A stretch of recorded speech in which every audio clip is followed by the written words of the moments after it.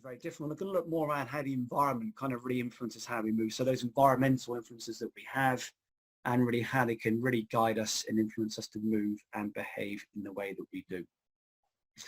So just moving on to the opening page. So really, what role does the environment have? So I think what's very important to kind of, when we look at the environment as all these systems around us that we have, I think what's very, very important to kind of recognize and acknowledge that humans are, through design, environmentalists. So therefore, everything we do is influenced by how we interact and how we perceive the environment within. So essentially, every movement we make, all our behaviors that we kind of move towards, are really how we perceive and interact with the environment that we're in. And I think what's great when we look at the environment is a very tangible influence, because we've got, for example, in the audience this evening, from guys from Australia, guys in the US, people in England, for example, all very, very different kind of physical environments, the climate, the grass, the conditions. So one reason why people move the way they do, and it's interesting, Mark, Lindsay, in Texas today, Texas, certainly in my experience in the US, is a very, very different climate to, say, Florida, when it's very windy in Texas. Florida's very humid. We have different grass types, which we'll come on to later, compared to the kind of Florida grass. Sorry, people joining as we speak, so apologies for me kind of dropping in and out. So certainly even the environments we're born within, and the kind of very tangible environments that we kind of inherit, hugely control how we move. So through design, humans are environmentalists. Therefore, as kind of written on screen here, everything we do is influenced by how we interact with the environment that we kind of functionally within. But I think also when we kind of look at the environment, I mean, there's many different ways we can define that. And an example being really how the planet is an environment. And also, different ways of defining that as well would also be, for example, the environment we create as coaches, the environment that players create, and also the one that the players create. So you've got all these kind of little ecosystems that we have. So the environment as a very global, tangible system that we kind of live within is actually made of all these kind of micro kind of ecological systems. So for example, our planet's environment, how coaches, physiotherapists, S&C coaches, people like me, consultants, really those environments that we create to kind of, for players to kind of evolve and develop within, really the environment that coaches create, the one that the players create and the parents create. So we have all these kind of environments that in many ways we have to interact with and combine and connect up. But I think for me still, I think the most powerful influence we have when looking at the environment, it really is set by how we choose to see something. So still, it's one of the only real things in life we ever truly own. And that's kind of how we choose to see something. So for the very kind of tangible goods and all these things that we say own in life, the reality is there's only one thing we truly ever own, and that's kind of how we choose to see something. And really that is the environment. So for example, what someone sees is a very windy day. If you're born, say, in Florida, it could be just a kind of very mild breeze. If you're, say, born in the north coast of Scotland, for example, what's very warm for someone in, say, London could be quite chilly for someone, say, in Florida. So the environment is really set by how we choose to see it. What someone perceives as poor behaviors could be kind of acceptable also by someone else. So really, I think when we have all these kind of environmental influences around us, kind of hence I mentioned then, there's only really one thing we ever truly own in life, and that really is how we choose to see something. So really how coaches perceive the environment, how players perceive the environment. A great example being obviously with the US Open that this weekend just passed. Why do some guys, really perform well in those environments on the site? Some people then often perform very badly. Invariably, it comes back to just how they perceive the environment they're in. So they can win regular, say, PGA Tour events and often not perform so well at major championships. Essentially what changes, one of those changes can be their perception of the environment that they're now operating and playing within. So again, equally that can go the other way. Why do some guys only win major championships? Because they really then embrace and excel within certain environmental challenges. Almost kind of just going back to some of the kind of previous webinars that we've done, and certainly going back to much of what we kind of share and discuss within the academy, hugely important when we look at the environment. And when we have, and it's so prevalent now in golf coaching, I think most coaches or most physiotherapists or physical therapists for my friends in the US, most trainers, so it really doesn't matter what kind of background you have or really where you sit within, player development. I think most of us these days have some form say, a database system. It might be stats, it might be, say, launch monitors, it might be motion capture systems like myself, it might be kind of force and pressure plates. One of the most important things when looking at data is really the environment. So what environment was that data captured in? When you look at, say, historical research, so certainly most academic papers as an example, typically, and this is something we'll come into in much more detail as we move through this presentation today when we start looking at some of the studies I've done in the last few years. Most research invariably in golf is done in a very sterile, very clinical environment, in mats, in laboratories, and into nets, which invariably is the very opposite environment to how players typically perform. So one of the biggest and most dominant influences we have when looking at data is really what environment was that information captured in.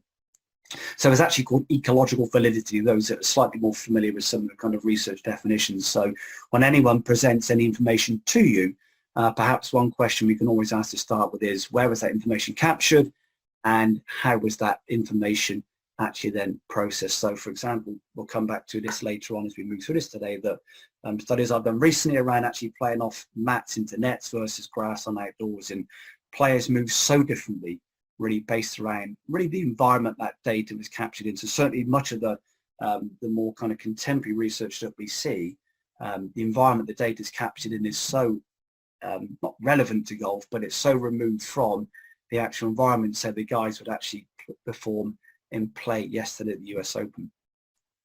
So really when we're looking at that environment, really kind of, it's how we perceive it and how we interact with our surroundings has such a huge influence then on kind of why we move the way that we do. Let me just admit a few more people. So I think Paxton has just joined. So good afternoon, Paxton, all the way over in Phoenix. So,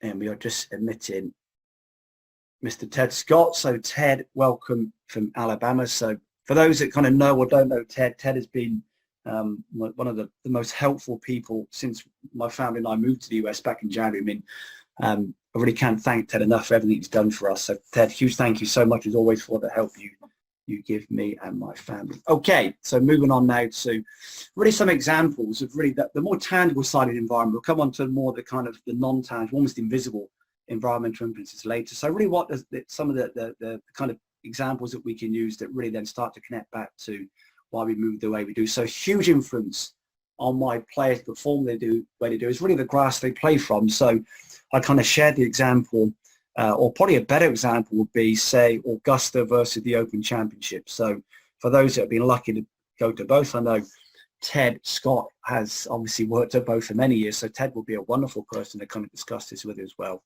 Just the grass types you perform from or hit from has a huge influence on why we move the way we do. So at Royal St George's next year, so for those that don't know St George's, it's kind of close to London, the southeast of England, historically very sandy, you know, really kind of tight, compressed, typical kind of British links golf. You compare that to, say, someone moving at Augusta, or even in Florida, for example. So even when you put someone on a different grass condition, it's staggering how differently players move and how differently players behave. So for those that have kind of watched much of the stuff in the academy, I see movement as a form of behavior. Everything's a behavior in many ways: how you drink your coffee, how you sleep, your nutritional requirements, how you train, how you think, how you move, all different types of behavior. So the differences we see when playing from different grass types can have a tremendous difference on how you move. So you can even start to detect through kind of, certainly as players get more matured and more established, that often the grass they play from is one reason why they move and behave the way they do. An example being, we have people like in Northern Ireland, Darren Clark, McDowell and McIlroy, they all won major champions, ironically, within kind of 2 years of each other. They all have very, very similar threads that run through what they do, why, one reason being the kind of type of grass you have up in the north of Ireland. And then kind of moving on to that, really the wind. I mean, the wind is still a massive, massive influence environmentally on why we move and behave that we do. So again, I'm looking at Mark Lindsay on screen, so I'm picking on you a bit today, Mark, but in a very good way, just because I'm looking at you on camera. Mark's based over in Texas, so you look at guys, say, that historically come from Dallas, so someone like Jordan Spieth would be a nice example, if I'm right in saying that, Mark. Or look at the wonderful Texan players that have been produced for many, many years. Windy state, They normally move very, very differently to, say, someone in, say, Florida or Northeast. So, for example, Wingfoot, where the US Open has been this past weekend, just because of the wind conditions they play within.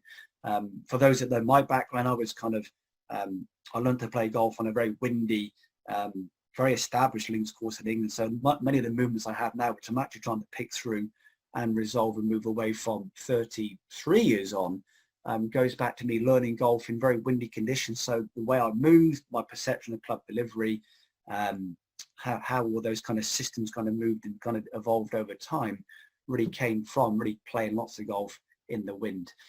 One of the ones that we often ignore also, which is so influential on movement once again, is what we call ambient light. So the light conditions. So it's certainly very relevant. So when I'm kind of very privileged to get invited, say, to countries like Iceland, for example. So I've been very fortunate to spend a lot of time in Iceland the last 3 or 4 years. Often when I go there, it's kind of pretty much dark from kind of 2 o'clock onwards. So these guys are used to playing under dark conditions with kind of, artificial light. So the interesting thing about light is the sun gives off about 100 different light frequencies a day. So for those that are really into the sun, we normally get about 100 different types of light frequency every day. So for those that are more aware, it's something called circadian rhythm. So you kind of wake with the sun, you go to bed with the moon. So that kind of circadian rhythm that we have, that our moods, our melatonin release, our things even like our testosterone levels for boys, for example. So those hormonal levels that we have, hormonal changes through the day. Much of that connects back to our perception of light. So as an example, me looking at my laptop now, blue light that we get from, say, iPhones or from computers, typically the blue light we have off a screen is normally set to about 2 o'clock in the afternoon sunlight time. So what light we have from our phone, if we're looking at our phone and say 10 o'clock in the evening, is the same kind of light that goes onto the brain that the sun emits around about kind of 2 o'clock in the afternoon. So that can really disturb our perception, what we call circadian rhythms. So how melatonin's released, our hormonal changes, our perception of kind of sleeping in and being awake really connects back to the light that we perform in. So you have someone, say, indoors under, say, just say ultraviolet light or kind of spotlights, they move tremendously different to someone, say, who's playing early morning, say at an Open Championship, where the Open's very lucky, it's kind of, they can tee off at 6:30 in the morning. So the light conditions that you perform in has a tremendous difference on how you move. Why? Because it comes down to how we perceive and kind of where hormonally we are through that day. So as an experiment, perhaps, even hit balls if you're able to in a kind of an indoor studio with kind of those spotlights on maybe at 9 o'clock in the evening, compared to, say, being outdoors at 9 o'clock in the morning. It's tremendously different how we move just because of the light influences that we have. The golf course demands and holders. I'm actually going to come on to this in more detail shortly when I go through a study I did back in 2013, I think it was, around on-course capture data. So, I mean, for sure, a tremendous influence on how we move is just the demands of the golf course and the whole design, which we'll come on to in more detail shortly. Temperature. I mean, humans are through design what we call viscous movers. So for those that kind of know more physiology, muscles are what we call viscoelastic. So how elastic muscles are, how their ability to deform and then recourse to that very kind of elastic kind of property that we have is controlled by temperature. So for those, for example, that are born in slightly kind of colder conditions, can get aches and pains some days just because we're often kind of in those kind of unpleasant cold conditions for some time, that when you go to the kind of warm climates then, it's remarkable how joints just feel slightly less inflamed. Tissues are able to kind of be more elastic just because of that temperature change that we have. So we are through design what we call viscoelastic. Viscosity, for those kind of more or less aware, is really how temperature influences fluid, or really allows fluid tissues or muscles in this case to deform or change shape. So typically when we're warmer, muscles become what you call less viscous. They're able to deform and change shape and lengthen and contract slightly easier. So once more, if you go, say, if some of my American friends would do play what used to be, obviously it's a different year this year, what was historically the John Deere Classic, I think the week before the Open Championship, which my American friends will correct me, I think is in Virginia. Mark, is that correct perhaps? John Deere has played Northeast somewhere. Anyway, it's in the US, anywhere in the US in July is warm, even Seattle for my friends in the Northwest. And then you go to the Open Championship on the Monday, which can be pretty chilly some days. I mean, if you capture, say on 3D, for example, how someone moves, say at Wing Foot this weekend, which I know was historically, or certainly unusually quite chilly compared to, say, an Open Championship, just the temperature we have has a tremendous influence, again, on how we move. Indoors and outdoors, which we'll come on to in more detail in a second. So really, how you move indoors to how you move outdoors can be like looking at two different people.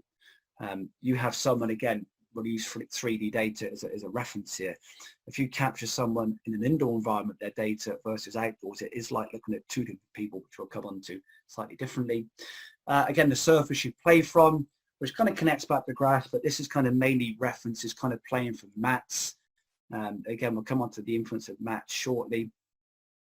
And again, little things which, again, it's this is kind of me being very English now. For my English friends now, guys in the UK, typically in April is when the grass starts to get cut. We have that very distinctive smell in England when, the grass is cut, this wonderful smell, and how smell can evoke a memory or vice versa. So it's not unusual that when we get, hopefully in England, the kind of start that wonderful kind of springs that we can have, that the temperature warms up, the sun comes out, the light changes, the temperature changes, the golf courses get cut. The smells that we get can really influence our mood in both ways. So it's not unusual that many people start playing well, certainly kind of in the UK, often when the grass is first cut, because it evokes those wonderful kind of childhood memories of the grass, the beautiful smell, that kind of stuff. So smells can be very, very influential. Again, it's another sensory system that we have. And certainly I kind of put this in, I rarely talk about me, but I thought, and maybe we could today, I was always so influenced by shadows when I was playing as a child, that certain shadows either irritated me and certain shadows are very helpful for me. So I still kind of now, I'd like to understand this in more detail, why when the sun's in a certain position, either helps me move well or really disrupts how I move. So that visual disruption or the visual help that shadows can provide tremendously, again, influence how we move. So we've got all these influences around us, which essentially form that ecosystem called the environment. And there's many, many more as well. I think we could really share probably hundreds of influences we have, but some of the more kind of dominant ones around kind of why we move the way that we do. So just to expand on one that I mentioned, really kind of whole design and course design. So I did a study back in 2015, and what I was really intrigued at the time, as I still am now, is that many players were coming in to see me. And again, I was very much part of the problem in many ways, that most of my sessions were done kind of on mats or indoors or on kind of covered ranges. And the feedback I had from most of the players at the time was that I move very different when I play compared to when I come to see you. So it really kind of then evoked and certainly kind of really encouraged me back then to kind of look at, well, why don't we look at how players move on the golf course compared in relative to really then how they perform in my studio. So I was very lucky that my 3D system, that some of you know, or hopefully most of you know, is certainly very used on the golf course as well. So we were very privileged back then that, as you still are, to have the ability to capture people both on and off the golf course. So using the 3D data that I had I think it was, I need to remind myself, but I think it was initially 4 players. So it wasn't in any way a robust sample size, but it was just a kind of a pilot study. So these 4 players at the time were playing Walker Cup that year. So 2015 Walker Cup was at, I think it was in the US. I think it was, if I'm not mistaken, Long Island. I think it was. So these guys, they all played Walker Cup. So very established kind of players back home. And ironically, 3 since then have actually gone on to win on the European tour. So these actually happen to be very, very good established kind of players. So the procedure we had was, let me just kind of go on actually. Initially, I had them come to my studio, each of them, and best attempt to play the golf course, the order of the golf course on the range. So they kind of knew the holes. They kind of knew that typically the first, for example, was a 3-wood 80-yard pitch. The second, for most of these guys at the club I was at, was a 9-iron. The third is just about a reachable par 5, so kind of drive a 3-wood. So I had each player, as best they can, predict what shots they would hit on the range, and I kind of captured that data. I then individually captured all these players then playing the golf course, and then had them all come back to the range afterwards, and then best reproduce once again the conditions they could, as far as the exact same ball flights, the exact same clubs, and it's best we could reproduce also things like lies and kind of, you know, again, allowing for kind of win that stuff. So really look at how they moved in the studio, how they moved on the golf course, and then as best we can reproduce the exact same kind of conditions, shot selections, demands, that kind of stuff on the range. So almost a little question for you, and I'll kind of go silent for 10 seconds. And I know some of you guys have seen me share this in the past, so thankfully while I'm you. There was one absolute dominant influence on how players move. And I'll come into this in a bit more detail in a second, that when I first looked at the data afterwards, I thought there must be an error somewhere. There's certain conditions now which are so different. Why is this player moving dramatically better or dramatically worse in certain conditions? Now I thought I must have messed it up as far as, did I miss a hole? Did I missed some data points? I went through this really fairly robust. What I did, thankfully, was all accurate. But I was looking at it. There's a real tremendous influence here in one particular environment where players clearly moved so very, very differently, both in a very advantageous way and also in a very disruptive way. So can anyone guess? You know, by all means, put this in the chat room. I think there may be actually a question coming in. So hello, Matt, administrator. So thank you, mate, for that. And so if anyone would like to even share perhaps their answer in the chat room, there was a very dominant environment that those guys experienced on the holes that they played, which clearly changed how they moved, both for some people advantageously and for other players in a disadvantaged way. So there's a few questions coming in. Matt and Tal, you've seen this before. So yes, you are correct. Mark Govia, good question, good one, Mark. Close. Andrew in Canada, hey mate, over in Canada. I mean, you're right to all of those. I mean, for sure, the wind had an influence. So absolutely right, Mark. Yes, Andrew. Obviously, the visual feedback for sure. You know, perception controls how we move. But my dear friend Matt down in Adelaide guessed this right. The biggest influence on why players moved the way they moved was the shape of the hole. It's staggering, and it was staggering with these players that we looked at, is to the on certain dog legs, for example. Let's just say, for those that know Wentworth let's call it London, it's not London, but for those that are not familiar with Wentworth, is a golf course, very established, very famous golf course in England, Ryder Cup venue, has the PGA Championship every year. Wentworth has a very defined finish, a very big right to left dog leg on the 17th, so a real kind of hook draw shot. And the 18th is a really dominant left to right shot. So two par fives, 17th a big right to left dog leg, 18th a big left to right dog leg.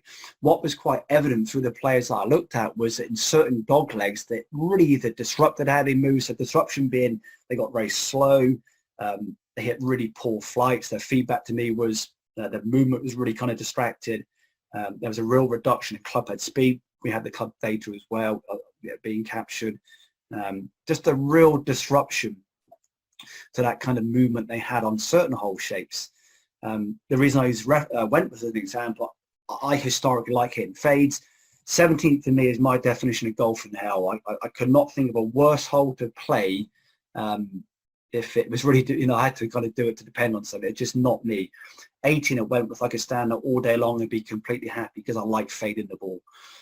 Equally so, there were certain hole shapes that all these guys played where their speeds increased, as in their rotational speeds, their club head speed improved, the segment control was better.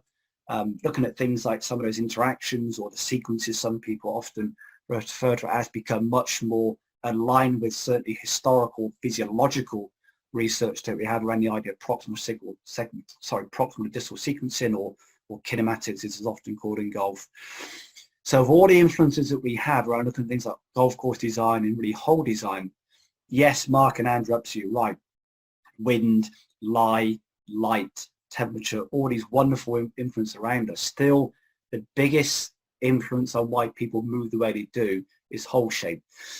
So it kind of really got me thinking, and this is all very good, this, and it's kind of nice to know this, but really how usable and how meaningful is this little study?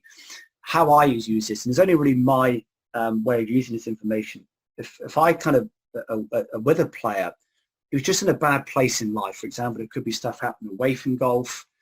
They could just be moving poorly. They could be in pain. They could be kind of slightly distracted by almost too much thought, that kind of stuff. A nice way of just having people move away from that, just start to regain some autonomy, remove thought, not add thought, start just to really improve their perception, their awareness, their expectation, that kind of stuff. Just have them go and spend time on a hole which they just clearly enjoy playing on. For me, it would be the 18th at Wentworth. For those that know Wentworth, that's a hole I could happily play all day. And then equally so, if someone's just in a great place in life, life is good, they're moving great, and they're very clear, they're very aware, they've got wonderful perceptions, that kind of stuff.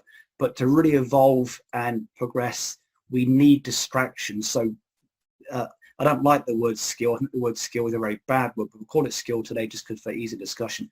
For skill to really adapt and improve, it needs to be what you call manipulated, it needs to be distracted. In essence, put them on a hole they dislike. How can they start to learn to adapt? How can they start to evolve on a hole shape they really dislike playing? So you can actually use hole shapes in many ways to both encourage good movement and also to distract movement in a good way to then help skill evolve in the way that it can. So the other study I mentioned earlier on, which I actually posted, I've written this more as an article. I was kind of tempted at the time when I wrote this back in April. This was actually done just pre-lockdown this year. So it was actually a study I did back in February when I was back in England. And I thought I'd write this more as an article. So it's actually on the Academy. It's called Indoors Outdoors. I think I named it that. I was tempted at the time to make it more academic, but I thought it'd be more usable if we kind of made it more as an article rather than a piece of academia.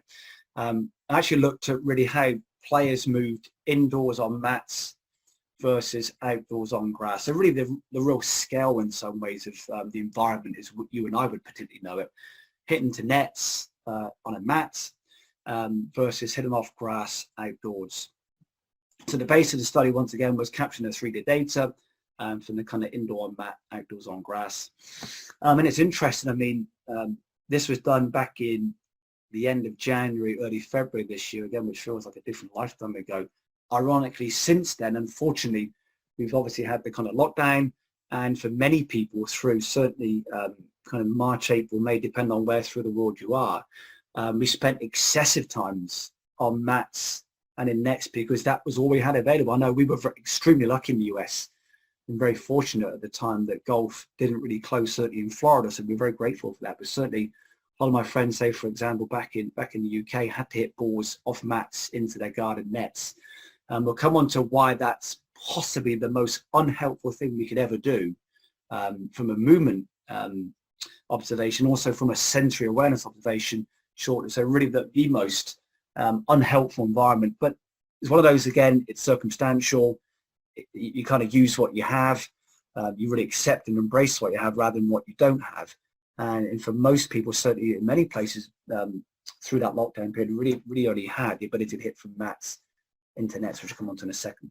So the main observation was when we compare outside on grass to indoors in mats, how much more sharply, and these guys are all European tour players. I was very lucky on this day, the guys that came in to see me all were existing tour players. It was, for those that know the European tour very well, it was that kind of in between the kind of two desert swings. I think they just finished in Qatar, and I think they were going to, off memory, might have been Abu Dhabi. I'm not sure. So for those that know the tour more than me, I apologize. But it had that week between the kind of the desert swing series. So very lucky. Most of the guys came to see me that day, and it was so evident that on grass outdoors how much more lean in the iron we had compared to off the mat and on the grass, which will come on to the actual values in a second. Alongside that, how much more rotation the players display through pelvis and rib cage on grass outdoors compared to mats indoors. How much less the pelvis thrusted towards the ball. So some of, as is known in some areas in golf, early extension, I think it's called, or pelvis thrust, how much less the pelvis thrusted towards the ball once more when on grass outdoors compared to indoors on mats. How much the hand position, when we look at the hand elevation, was much lower once more on grass outdoors compared to indoors on mats. So we start looking at things like the surface you play from, which will come more into the second, how that really starts to change and influence than those kind of movements that we have, especially from transition through to impact. Significantly higher segmental rotational speed, so how much quicker players move, again, once more, on grass, outdoors compared to indoors and on mats. So again, that really then evoked a lot of thought in my mind, and okay, it's all very great, it's kind of nice to have this stuff, but let's make it more meaningful, more usable. So certainly when I try and share things via the Academy, it's always done in a very kind of meaningful, usable way, and essentially how we're going to use this stuff. So when we actually look at the environment once more as kind of outside on grass versus indoors and mats, why did the players display these movements compared to indoors on grass? The reality is, so that two of our biggest references are sensory systems that we have of feed and flight. Where did it feel? Where did it go? So almost every, typically most established, most advanced players, their main reference systems are, it felt like what, and it went in that direction. So feed and flight really controls players' perceptions, players' reference systems, players' feedback systems, that kind of stuff. When you play off mats indoors, you essentially remove and change both of those. You remove the flight and you change the feel. For example, how the club interacts with the mat is very different than how the club interacts, say, at St George's next July, we hope, compared to Augusta in November, just because of the grass conditions. By removing flight, hugely changes our perception, our awareness, our feedback system. Sorry, somebody's just joined a little late, so we'll just admit them. So for the person just joined, welcome, and please do not kind of worry. This is actually going to be uploaded to the Academy. Jack will do it tomorrow, so you've got to watch it back to the Academy. So why is flight so important? Really, how we move is really based on our perception of our last shot. So how we perceive the last shot, our expectation of the last shot, will then hugely control how we move next. So it really goes back once again to a lot of research studies that when you are historically capturing data for a research project off a mat indoors, what it doesn't allow is the ability to adapt and adjust movement, because it removes our perception of really what just happened. So again, this year I think was very circumstantial. We kind of did what we had to do because of that life event we've been really constrained by this year. But typically, whenever you have chance to any ball, always avoid, if possible, playing off mats indoors, because it really removes the two biggest sensory systems we have, feed and flight. How did it feel? Where did it go? Because our perception of those answers then really control how we move on the next shot. This is an image, so apologies. The one on the right, the player actually aims slightly differently, but it doesn't affect the data in any way. To give an idea of some of the numerical values, and this guy is still, with the exception of Ted Scott, possibly the best ball striker I've ever met. Wonderful player, just the most delightful human as well, and probably recognised, certainly on the European tour, as possibly the best iron player still in Europe currently. Wonderful player, this guy. And hopefully you can all see very clearly that the shaft lean value that they had off the mats indoors on the left-hand side with 7 degrees of shaft lean. And this is with a 6-iron, by the way, so for those that are more aware of kind of data captures, and off the grass with the exact same conditions, exact same requirements, literally double the shaft lean, an impact of 14 degrees. So tremendous difference in the club delivery, his perception of club delivery, the demands of club delivery, the demands of the task, just by playing on grass outdoors. So still recognised through his contemporaries and his peers as perhaps the best iron player currently in Europe. So just to finish on today, let's kind of then look a little bit more at a different type of environment. I know we've got some questions coming through, so let me just quickly drop out to see how those are. So, so Mr. Scott, Ted, does that change if it's in a simulator? I mean, it's just one of those things, Ted, that for some of us, we kind of use what we have. And you know I'm into this, Ted, in a big way. Let's look at what we do have rather than what we don't have in life. And I think that's where many issues in life come from, people concerned with what they're not doing rather than what they are doing. That's a very good question. So Ted's asked the question, if you're in an indoor simulator, does it change how you move? That would need a bit more thought, is the honest answer, Ted. It's probably, it's a little closer to the environment. Obviously the mat is not ideal, but it's just the way it is again. Then we have things like, for example, the lighting is different, the temperature is different, the smells are different. We don't have that kind of wind interaction. But I think if you're on a simulator, I think at least you get some kind of feedback from the flight. So it's probably somewhere in the middle, I would say, Ted. If you've got the ability to hit balls on an indoor simulator, at least it kind of gives you some kind of ball flight feedback. So it's probably not an awful way to do things. Hey, Mark. So Mark Govia down in South Wales. I mean, yeah, so they literally went from 5 balls on a mat, Mark, literally walked outside, literally 2 yards onto the grass at my facility, and then hit the exact same condition of flights, club, everything, not even disconnected from the system, and then hit balls on the grass. And then the next player did it vice versa. So I kind of went indoors mat, outdoors grass for one player, and then the next player came in, it was outdoors grass versus inside mat. So it was kind of variable with the practice as well. So we kind of made it more valid, that it wasn't just, for example, they were getting used to hitting balls. So absolutely right. Hey, Andrew up in Canada, so all good. Any thoughts on how to make the most of mats and indoors?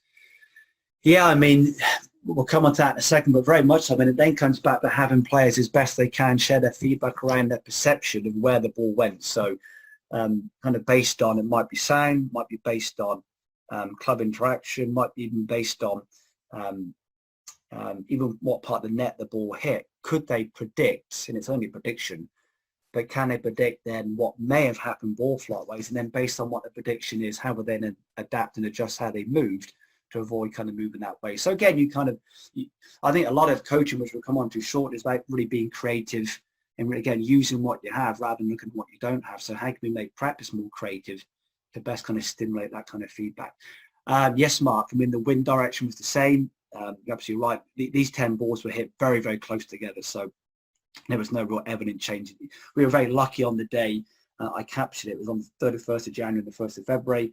It was actually quite a pleasant day. It was in London at the time. So it was actually pretty pleasant conditions, and it was very similar. I'll just do a few more questions here because there's some great ones, and we'll finish off. So Patricio, hey Patricio, as always. So nice headphones, by the way. So hope all good with you. So can we say removing flight and perception last shot may also be a powerful tool? Yeah, it's a nice observation. Sometimes by removing, so great question, by the way, Patricia. Sometimes by removing feed and flight can be very helpful for when we're looking at kind of movement awareness. So when you look at movement or human movement, typically we can divide movement to 2 areas, what you call movement awareness and movement accuracy. So movement awareness is more typically associated with, say, internal feedback rather than external feedback. So for example, if you've got someone who's rehab of pain, pain avoidance, really trying to look at more the kinematics. How can we improve how the spine moves? How can we kind of really move away from certain kind of wrist movements? How can we get much more precise kinematic movement-based stuff into the golf swing? Often placing our attention purely on the awareness of how we move, what the foot and ankle does, what the neck does. By removing perception of feed and flight can be hugely helpful. So absolutely, yes, Patrice, that's a great one. And then when we look at, say, movement accuracy, that's more associated with things like external focus, club face delivery, ball flight, that kind of stuff. So again, manipulating that environment, which we'll come on to shortly, can be both helpful and unhelpful, depending on really what question we have and really what objectives someone is trying to improve. So good question.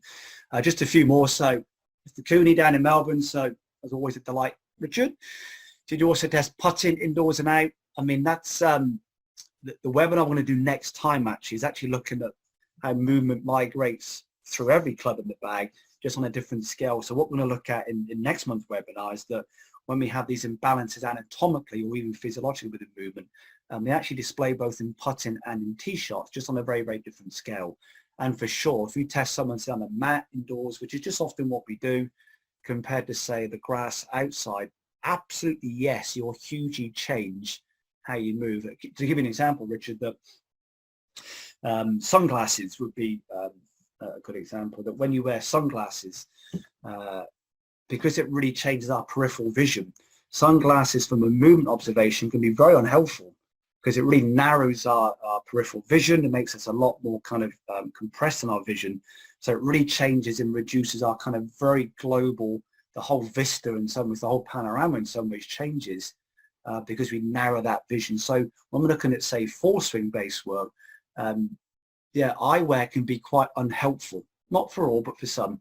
But from eye health, wearing lenses, obviously, because UV rays are hugely important, and also from putting, because then it really improves contrast and read green. So there's that real kind of divisive approach that wearing specs or sunglasses for big swing stuff can be actually quite disruptive, but for putting and for health, very helpful. So again, when you look at very precise at how you putt, it comes back to that first question earlier on today: where was that data collected, and in what environment was that kind of those captures done? So if you're looking at, say, on a mat, on a putt, on an indoor studio versus in London, it's very pleasant currently, you'll get very different data. So for sure.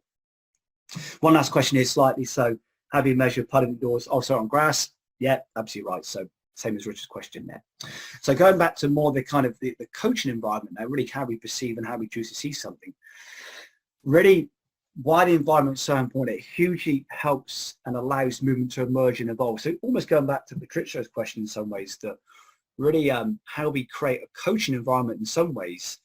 We look at, say, very explicit, it's called didactic coaching.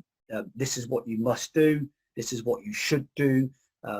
The idea of being told, I mean, it really is the opposite of any definition of learning that I know. Can hugely either constrain and reduce and really avoid and certainly prevent movement from immersion involvement. And equally so, much more implicit, much more exploratory, much more kind of task-based in coaching environments. For example, let's see, let's try, how could you, for example. It's like the idea of could and should. They sound the same, but the word is very, very different. You should move that way rather than you could move this way. The idea of could gives options, makes it much more exploratory, gives someone choices, rather than how you should move is the very opposite of that. So I think really the environments we create within coaching can either allow or prevent movement from emerging and improving and involving, or very much the opposite. I think once more, again, how we set those environments within coaching hugely can promote, or again, once more, remove autonomy. Almost every great skill you've learned in life, you learn from no one. So I think if you all kind of introspectively very quickly look at something you perceive to be very good at, I can assure you learn that from no one. So almost everything you do well in life, no one taught you how to do. Breathing, walking, so who taught you to breathe, who taught you to walk? Well, you did really through observation, but look at kind of some of this, your perceived skills you have these days. Almost everything you do well in life, you really learn from no one. One thing I'm into in a big way, that you really want to, again, really move away from having to manage and hold players' hands. So I think the environments we create once more can either make players very dependent or very non-dependent. So one of my kind of big things within movement is we make really players non-dependent. They're very, very good at adapting, being aware of why the club moved that way, being aware of why the ball responded that way, being very aware of why, say, launch wanted to display certain values. Or I've even got players that I see now that I've been very blessed to be around a long time. When they come to see me for a session, they can actually read the plots and look at the values themselves. I actually did a session, what day is it today, Monday, on Thursday last week. Very, very established European Tour player. He comes and he actually looks at the data himself, and he's pretty accurate.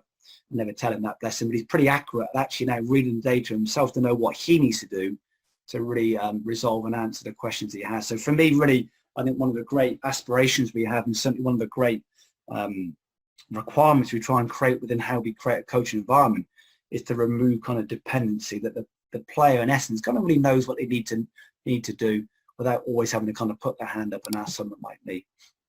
And again, and vice versa. It's so important that we create an environment. It really allows us to kind of manipulate and develop skills. So without embarrassing Ted Scott, again, I've mentioned Ted a few times today. So for those that do or don't know Ted, I mean, please connect with Ted on Instagram, and just the most wonderful man and wonderful resource. Probably the best example of an environment helping someone manipulate skill was Bubba Watson when he won the Masters in 2012, Ted? So apologies if I'm wrong with my dates today. I mean, one of the most iconic shots in the last 10 years that Bubba hit on the 10th of Augusta in the playoff when he first won, went behind the tree, had to obviously hit that tremendous hook, that because of perhaps the environment he was born in and how he perceived the environment, how the autonomy he has, and how movement for him is very emergent, very evolutionary, very adaptable, very autonomous, that he was able to kind of manipulate the way he moved and really kind of adapt to the way he moved because of the constraints of the environment. A tree in the way, off a certain lie, I had to hit a certain shot. Now, could anyone else hit the shot that Bubba hit that day? I'm sure there's one or two somewhere. But I think because of the type of player that he is, and because of that wonderful, autonomous, adaptable mover that he is, for him then really adjusting to the environment was really no great stress at all. So I'm sure Ted though may share a very different story or version of that. So the one last thing today before we finish, I'm going to do some questions. So when it comes to kind of more the coaching environment, it's a phrase that I see a lot. It doesn't irritate me, but I always smile very closely or very carefully when people say, oh, no, coaches are problem solvers. For me, they're not. Coaches are not problem solvers. Coaches aren't even problem finders. For me, I think every coach, every physiotherapist, every strength and conditioning coach, they have to be more of a problem creator. Let's create a problem and then allow the player to attempt to resolve it. So I think what we have to be as consultants in my case, or coaches in perhaps your case, or physiotherapists or S&C guys, let's create problems and allow players to resolve them, because that really is then encouraging those 5 points above. It allows new movements to adapt. It promotes player autonomy. It really removes having to manage someone. It really removes dependency, and it really allows them to adapt and kind of manipulate skill based on the challenges we create. So it might just be playing with tasks. An example being, I had it with this guy plays on the PGA Tour. I spoke to actually on email today, but actually on the phone a few weeks ago. How many different ways can you play a fade? Or can you set up for a draw shot but still play fade afterwards? So can you set up for a draw, a fade, and vice versa? So just kind of create these very playful, very childlike in some ways problems that they then have to adapt both intellectually and also emotionally, and also anatomically, to then resolve them. So the more I think we can start to kind of create these kind of playful tasks and kind of creative kind of challenges or problems in some ways, once more really goes back to then helping, autonomy, remove dependency, skill manipulation, new movements, that kind of stuff. So very, very important for me. So I hope that kind of helps as far as really going through really both the more environmental, as we would see more the planet, how things like the surface we play from, things like the wind, the sunlight, the temperature, for example, really controls how we move. And also equally, an environment is also defined by how we choose to see something. So really the environment that you as coaches, or me as a consultant, or the parent, for example. I learned a very good phrase from a friend of mine in Florida when I moved out in January, that some parents in Florida are called helicopter parents. They hover above their kids always. I think the role of the parent, drop them off and pick them up. For me, that's still the best role of a parent. Have a great day, see you this afternoon, or have a good afternoon, see you this evening. And really made me smile, that phrase. There's a friend of mine in Florida calls them helicopter parents, that they hover above them and just don't allow any of those 5 things to happen above. So it's a big thing for me. So if anyone has any questions now, please feel free to share them in the chat room. I think we've got a few coming through, so we can kind of do 5 minutes of questions. Mr. Antel, my optician, said I have cross-dominant eyes. The use of specs, I now have to wear them for reading. I'll believe that, Matt.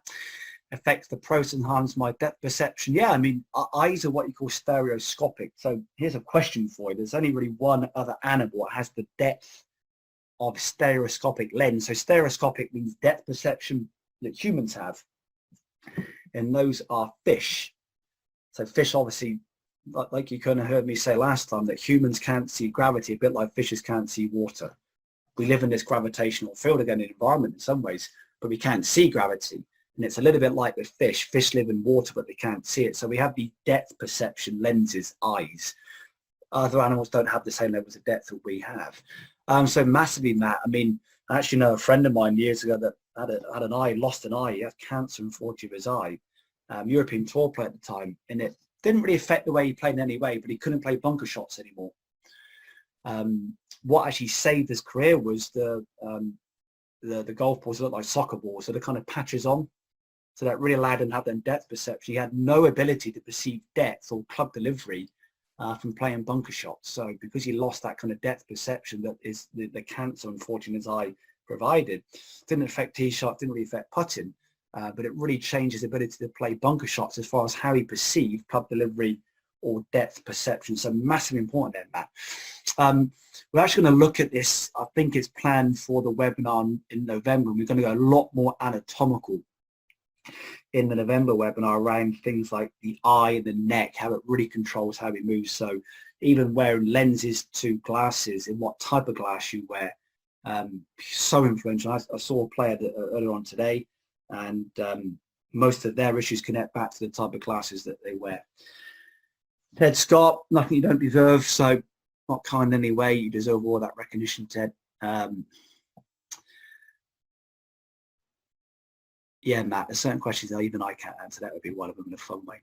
So I hope that all helps. I mean, again, we're happy to kind of continue this discussion through the forum and the academy. And again, as always, when we look at these webinars, that I'm always very time sensitive and very aware that everyone's very busy, and I'm always very grateful to give it the time to kind of join these monthly webinars. So I try and just give a very kind of light review of some pretty complex and pretty in-depth areas. So we could spend hours around, for example, topography, for example, the ground design and how it controls how we move. And we could spend days and weeks around, where you place your attention, like Patricia asked, around movement. But the objective behind this webinar today was just to kind of give you an introduction to the environment, how we interact with it, how we perceive it, how we choose to see it, as well as more the kind of tangible planet-based environment, and really then how it helps control and influence how we move. So as always, thank you all so much, very much for joining today.